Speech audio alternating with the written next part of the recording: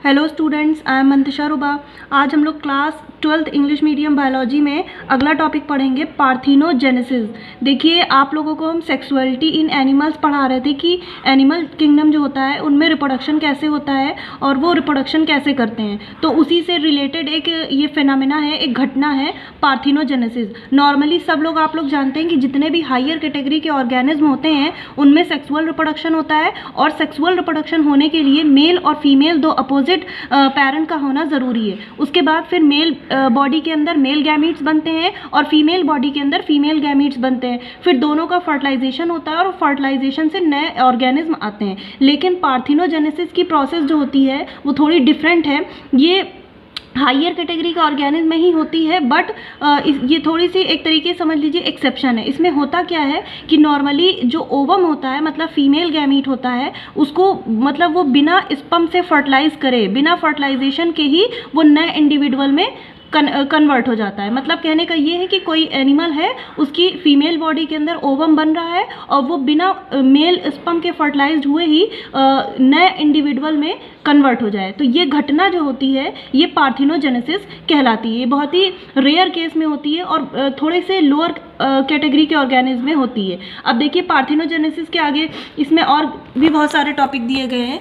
अब ऐसे ऑर्गेनिज्म जिनमें पार्थिनोजेनेसिस की प्रोसेस होती है उन्हें पार्थिनोजीनोम या पार्थेनोट कहते हैं। मतलब ऐसे ऑर्गेनिज्म जिनमें पार्थिनोजेनेसिस होगी वो पार्थिनोजीनोम्स और पार्थेनोट्स कहलाएंगे। अब देखिए, ये जो प्रोसेस होती है ये कैसे होती है, किन किन ऑर्गेनिज्म में होती है, हम कुछ आप लोग को एग्जांपल बता देते हैं। जैसे जो मधुमक्खी होती है, हनी बी, उसमें ये काफ़ी देखा जाता है पार्थिनोजेनेसिस की प्रोसेस।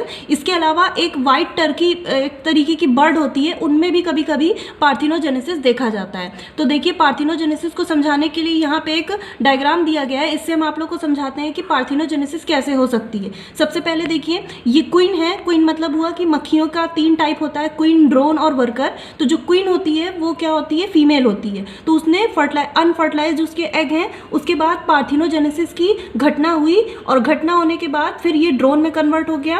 कन्वर्ट होने के बाद production of sperm by mitosis, mitosis से स्पर्म का प्रोडक्शन होगा, फिर ये क्वीन को देगा, फिर ये फर्टिलाइज्ड एग के पास आएगा, फिर इसको रॉयल जेली ये फेड कराएंगे और ये क्वीन में कन्वर्ट हो जाएंगे। अगर इनको रॉयल जेली दूसरे उसको कन्वर्ट कराए तो ये वर्कर में कन्वर्ट हो जाएंगे। कहने का मतलब ये है कि जो क्वीन है उसने अनफर्टिलाइज्ड एग दिए, उसके बाद फिर ये एग जो है वो रॉयल जेली को फेड करके बिना मेल गैमीट के ही क्वीन और वर्कर मतलब दूसरे ऑर्गेनिज्म में कन्वर्ट हो गए। तो ये घटना जो होती है ये पार्थिनोजेनेसिस कहलाती है और ऐसे ऑर्गेनिज्म जो होते हैं वो पार्थिनोजीनोम और पार्थेनोट कहलाते हैं।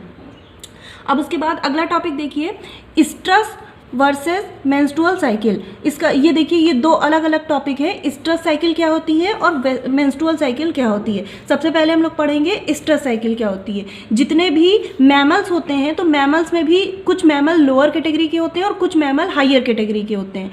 तो ऐसे मैमल जो सीजनली ब्रीड करते हैं, कहने का मतलब है कि एक पार्टिकुलर मौसम में ही आके जनन करते हैं, रिप्रोडक्शन करते हैं, तो उनमें ये साइकिल पाई जाती है, स्ट्रस साइकिल पाई जाती है और इनको हम कहते हैं सीजनल ब्रीडर्स। ठीक है, तो ऐसे ऑर्गेनिज्म जो साल भर में किसी एक पार्टिकुलर मौसम में ही रिप्रोडक्शन करते हैं उनको हम लोग सीजनल ब्रीडर्स कहते हैं। कुछ बर्ड्स होती हैं, कुछ और ऑर्गेनिज्म लोअर कैटेगरी के होते हैं जो सीजनल ब्रीडर्स होते हैं, और जिस मौसम में वो ब्रीडिंग करते हैं उस मौसम को हम लोग ब्रीडिंग सीजन कहते हैं। ठीक है, तो इस ब्रीडिंग सीजन में ये जनन करते हैं और ये जनन करने की जो साइकिल है ये हर साल उसी टाइम पे रिपीट होती है। तो जैसे मान लीजिए कोई ऑर्गेनिज्म है वो ठंड में बच्चे देता है, तो अगली ठंड में फिर वो आके बच्चों को देगा। तो इस ठंड के मौसम को हम लोग ब्रीडिंग सीजन कहेंगे, और साल भर में जो उसी ठंड के मौसम पे वो साइकिल रिपीट हो रही है उसको हम लोग कहते हैं स्ट्रस साइकिल। ये साइकिल जो होती है ये लोअर कैटेगरी के ऑर्गेनिज्म में होती है, जैसे कि काऊ वगैरह हो गया, sheep, rat, deer, dog, tiger वगैरह में स्ट्रस साइकिल होती है। अब आ जाइए हायर कैटेगरी के मैमल में। तो हायर कैटेगरी के जो मैमल होते हैं उनमें स्ट्रस साइकिल नहीं पाई जाती है, उनमें मेंस्ट्रुअल साइकिल पाई जाती है। एक चीज़ ध्यान दीजिएगा, जिन ऑर्गेनिज्म में स्ट्रस साइकिल पाई जाएगी उनमें मेंस्ट्रुअल नहीं होगी, और जिनमें मेंस्ट्रुअल साइकिल पाई जाएगी उनमें स्ट्रस साइकिल नहीं पाई जाएगी। स्ट्रस लोअर में पाई जाती है और मेंस्ट्रुअल जो होती है वो हायर कैटेगरी के मैमल्स में पाई जाती है। तो जितने भी प्राइमेट्स होते हैं, मैमल्स की सबसे हायर कैटेगरी होती है प्राइमेट्स, तो ये ऑर्डर है। तो जितने भी प्राइमेट्स होते हैं जिसमें मंकी, एप्स, ह्यूमन आते हैं, इनमें ये साइकिल पाई जाती है और इनमें भी सिर्फ फीमेल्स में ये साइकिल पाई जाती है। मतलब मंकी में, एप्स में, ह्यूमन में, इनमें सिर्फ फीमेल में ये साइकिल पाई जाती है। मेंस्ट्रुअल साइकिल जो होती है वो 28 से 29 डेज पे रिपीट होती है फीमेल बॉडी के अंदर। और इसमें होता क्या है कि एक पर्टिकुलर एज के बाद ये साइकिल स्टार्ट होती है, जिसमें ओवम या ओवरी के अंदर ओवम बनना स्टार्ट हो जाते हैं और 3 to 5 डेज तक ब्लीडिंग स्टार्ट रहती है। और इसी ब्लीडिंग स्टार्ट होने की स्टेज जो होती है, इसको हम लोग मेंस्ट्रुअल साइकिल कहते हैं, जो 28 से 29 दिन पर हर मंथ रिपीट होती है। तो इसको हम लोग मेंस्ट्रुअल साइकिल कहते हैं। तो ऐसे ऑर्गेनिज्म जो होते हैं ये एस्ट्रस साइकिल से थोड़े डेवलप्ड होते हैं। तो एस्ट्रस साइकिल लोअर कैटेगरी के मैमल्स में पाई जाएगी और मेंस्ट्रुअल साइकिल हायर कैटेगरी के मैमल्स में पाई जाएगी।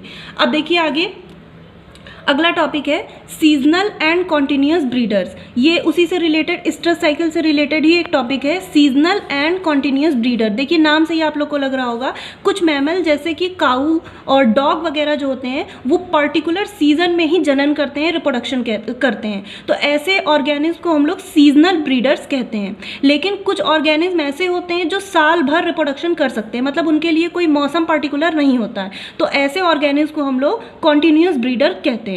कहने का मतलब ये है कि ऐसे ऑर्गेनिज्म जो साल के किसी एक ही मौसम में ब्रीडिंग करेंगे वो सीजनल ब्रीडर कहलाएंगे, और ऐसे ऑर्गेनिज्म जो साल भर ब्रीडिंग कर सकते हैं उनको हम लोग कॉन्टिन्यूस ब्रीडर कहते हैं।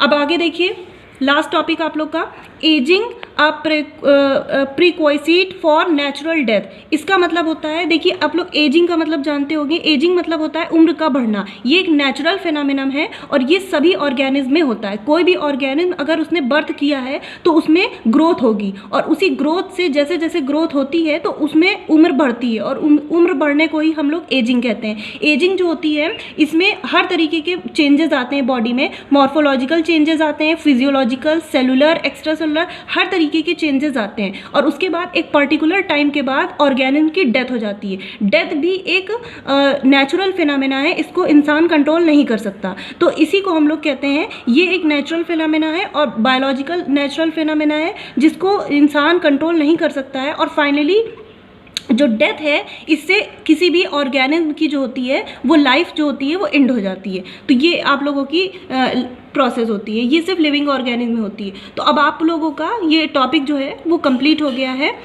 अब आप लोग को ये पूरा टॉपिक तैयार करना है।